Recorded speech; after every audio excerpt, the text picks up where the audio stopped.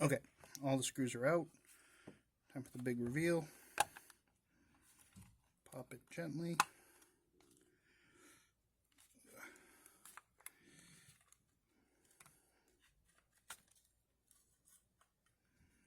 Okay, so there's our empty shell.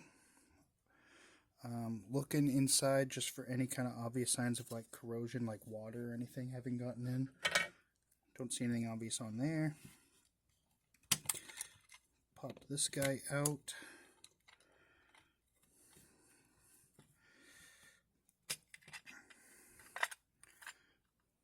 Oh, that's just a piece of foam tape there. That was caught up. Pop these guys back in just so I don't lose them. We don't need them right now. Put the screws just in there and set that aside. Let's take a look at this. So it appears that piece of foam tape is holding this in place. I'm not sure if that's supposed to be a water alert disc. Kind of looks like one. You know those discs that turn red, bright red when they get wet? But what it's holding underneath here, this is a temperature sensor. So that little black dot is actually a temperature sensor for the brain to monitor stuff for overheating. So we're just looking at this real quick for any obvious corrosion signs.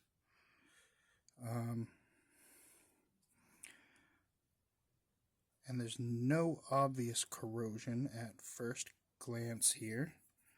It's a little dirty. You can see some dust and stuff in here, but no obvious corrosion. Corrosion would look like rust on any, so these links here are steel.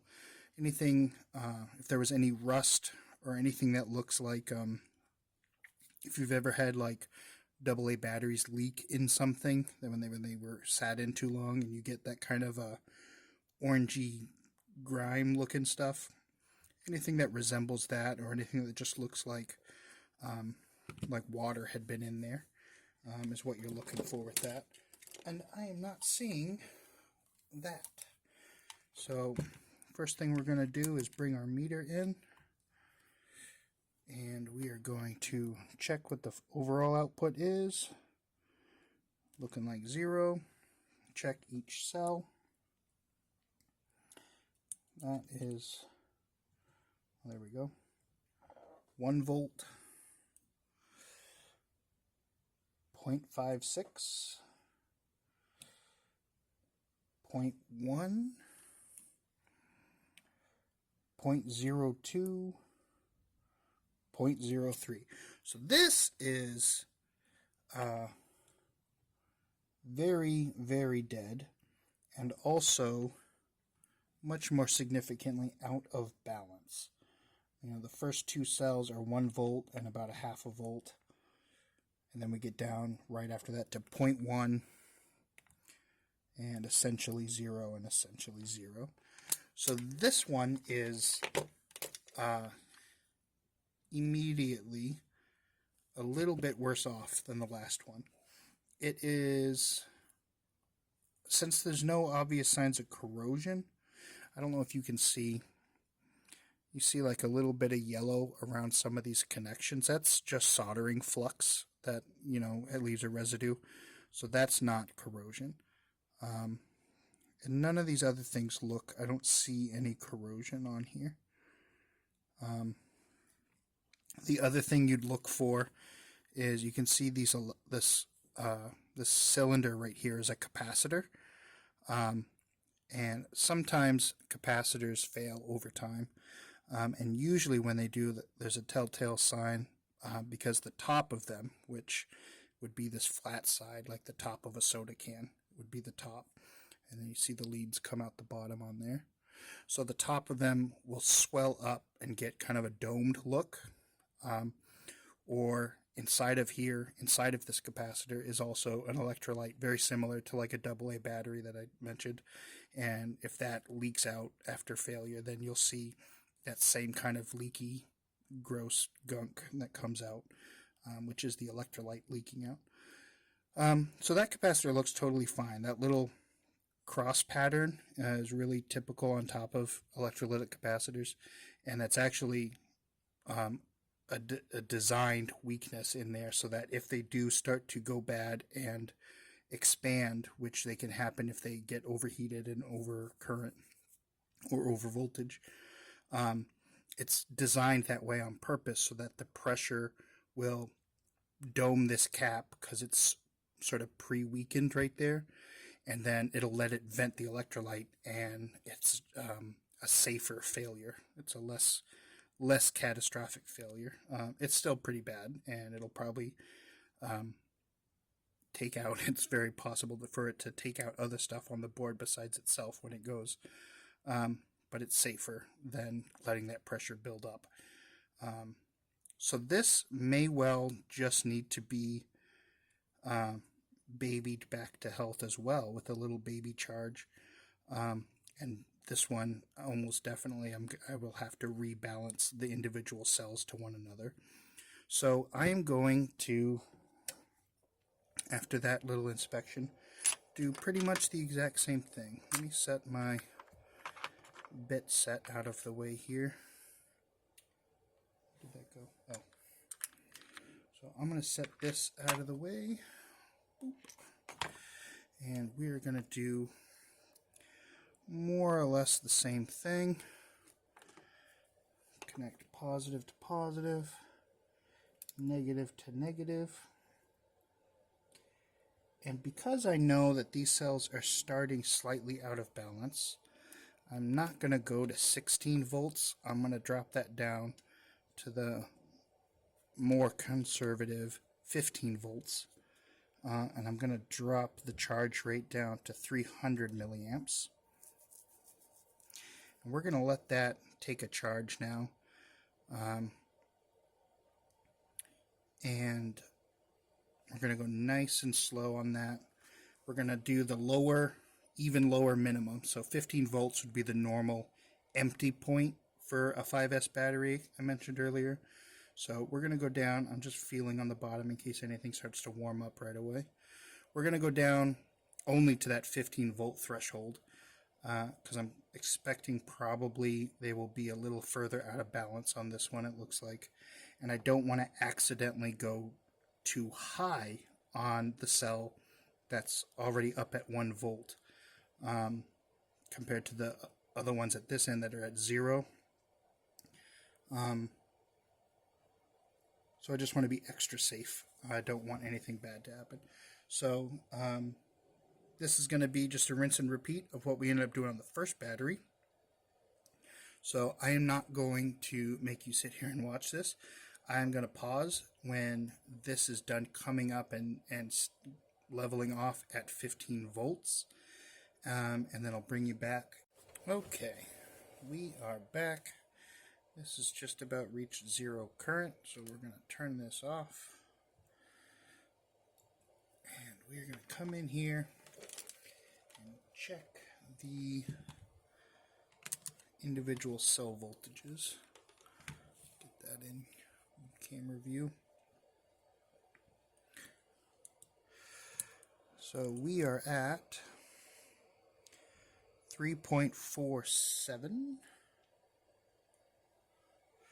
3.44, 3.0, 2.4, and 2.1.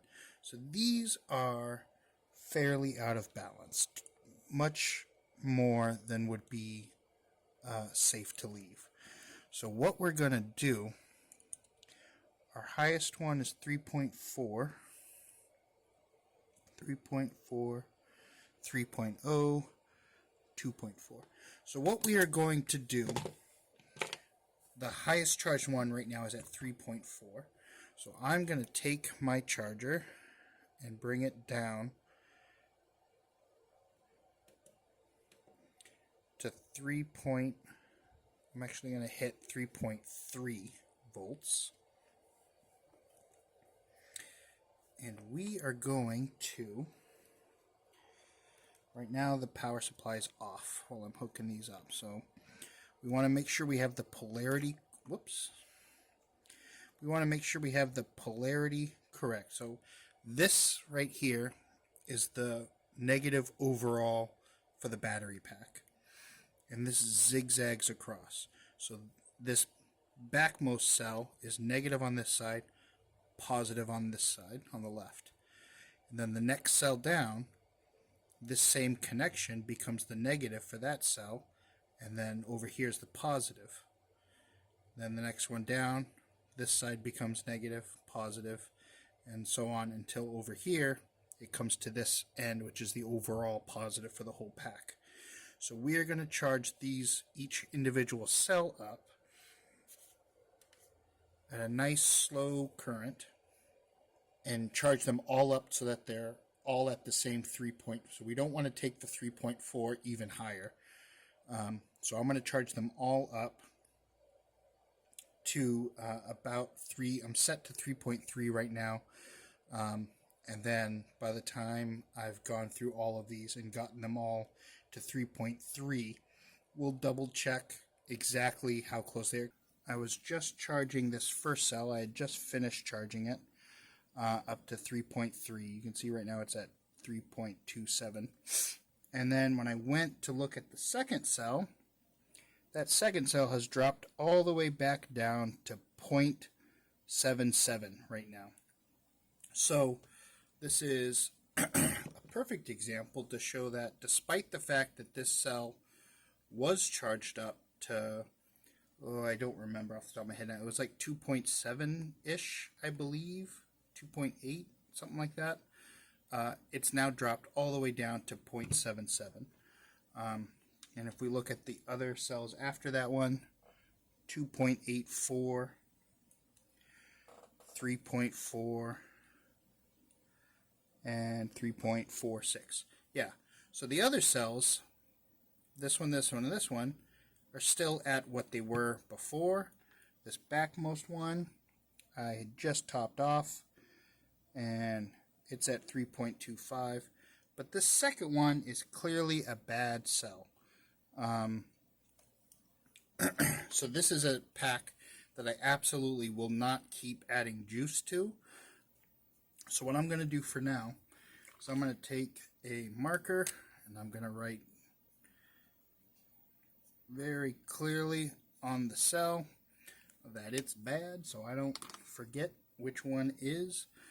And so that will need to be either that cell replaced or maybe even all 5 of them replaced.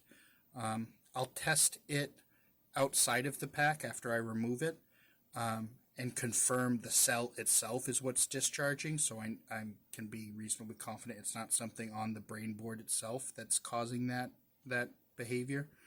But yeah, so this is a perfect example. If you had done the jumpstart method on this battery that I talked about before, that is not the safe way to go about it, you would have initially put voltage into this and the brains would have let you start charging it because it would have looked like you had gotten enough charge into it to be over that minimum safety cutoff. And then it would have let you try charging it. However, this bad cell would have just been burning through that energy as heat the whole time. So this, I'm glad this ended up being not a simple over discharge like the first one seems to have been so far. This is the same evening of when I started this video a few hours ago. So this is a perfect example of why that jump start or hot wire method or whatever you want to call it is dangerous, because you don't necessarily know until you've taken it apart and checked out the individual cells that there's something legitimately dangerous or bad in there. You may think, oh, I just need to jump start it so that the charger will start letting me give it juice. But if you did that, the whole time it's given the battery pack overall juice, that one cell burning energy and making heat and causing, that's a risk of things going in flame, risk of things melting, risk of burning down your house because you thought it would be a good idea to try this jumpstart method you saw online somewhere. So again, it can work with that first battery that wasn't damaged so far as we can tell at this point. The jumpstart method probably would have worked, but on this battery, the jumpstart method would have created an extreme risk of kabooms. And so that's why, just because it can work doesn't mean you should do it. The people that tell you to do that mean well. I'm sure that they don't realize that they don't know the risk of what they're doing when they do that. I'm sure that's the case. I can't say it enough. Don't try to short good batteries onto bad batteries to fix them, because you might burn down your house. Thanks. See ya.